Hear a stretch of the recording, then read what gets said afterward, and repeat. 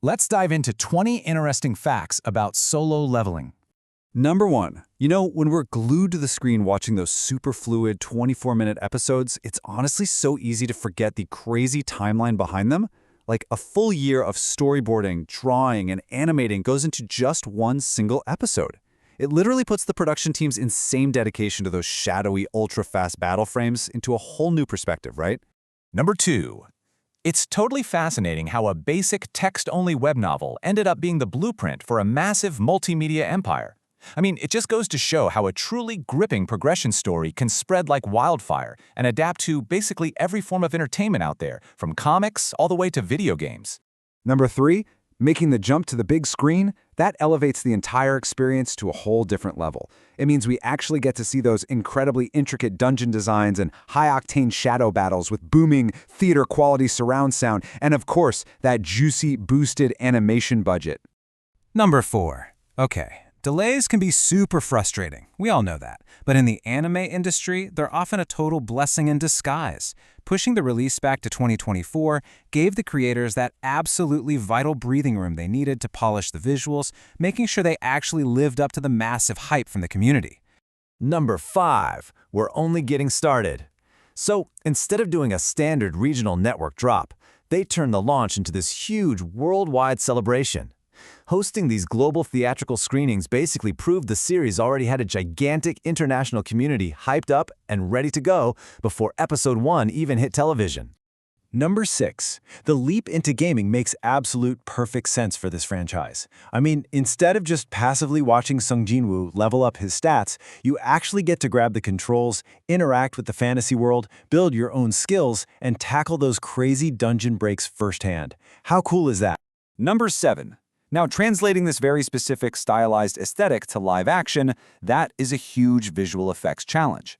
Bringing giant, terrifying monsters and glowing magical auras into the real world requires a really delicate balance, They have to make the fantasy feel somewhat grounded without losing any of its intense, gritty edge. Number 8. If we look back at Anime Expo 2022, that announcement was basically the culmination of years of fans begging on forums and social media. The sheer volume of the crowd's reaction that day, it pretty much instantly solidified the property's heavyweight status in the entire anime community. Number 9. It's a really wild reminder of how far the story has actually traveled. What began as quiet, weekly digital text updates way back in 2016 steadily built a hardcore audience, and that audience just morphed into an absolute international phenomenon in only a few short years. Number 10. We're halfway through, and this next one is especially interesting. The striking artwork by the legendary Dubu completely defined the visual identity of the entire series.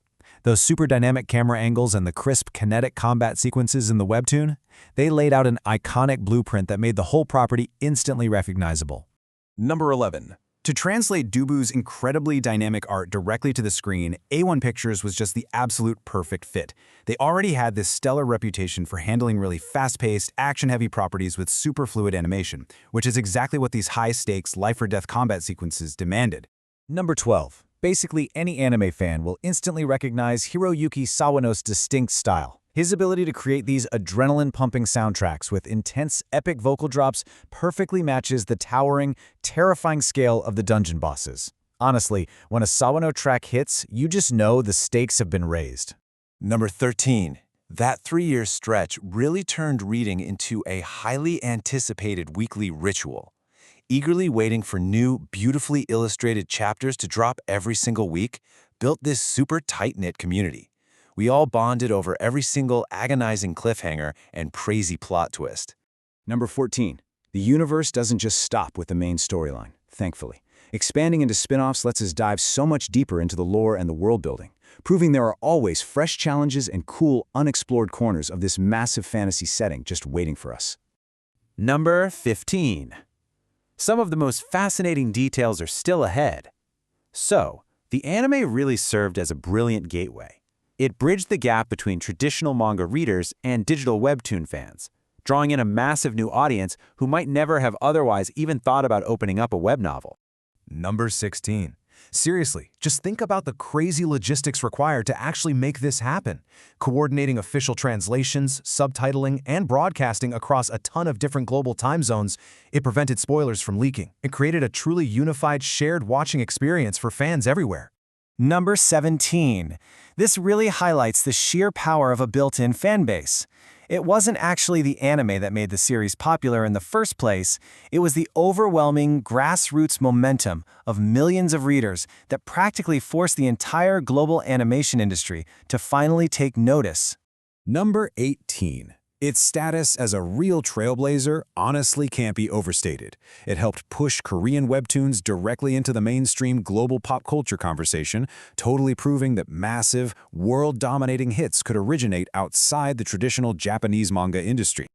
Number 19. This points directly to the incredible impact of fan translation groups and official localizations. Their hard work was the crucial bridge that turned a regional Korean hit into an absolute worldwide sensation, allowing people from vastly different languages to connect over the exact same awesome story. Number 20. Ultimately, this core theme of relentless self-improvement is what truly hooks us, doesn't it? Watching someone start from the absolute bottom, face impossible odds, and just grind their way to the top resonates with literally everyone.